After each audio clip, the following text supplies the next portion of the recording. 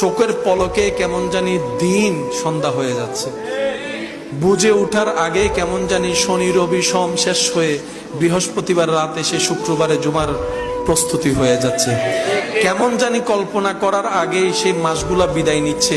এই তো কিছুদিন আগে রমজান আমাদের থেকে বিদায় নিয়েছে, এখন দেখা যাচ্ছে কিছুদিন পরে হয়তো রমজান মাস চলে আসবে। এক একটা সেকেন্ড আমাদেরকে কবরের দিকে নিয়ে যাচ্ছে। বেশি দিন বাঁচবো না।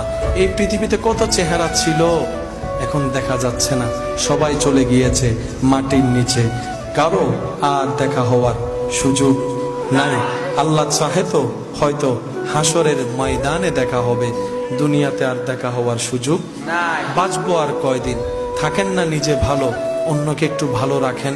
বিশ্বাস করেন, অন্যকে ভালো রেখে আপনি এখান থেকে যে ভালোটা থাকতে পারবেন, অন্যের মুখে অন্যের চোখে পানি এনে দিয়ে সে ভালোটা আপনি থাকতে পারবেন না।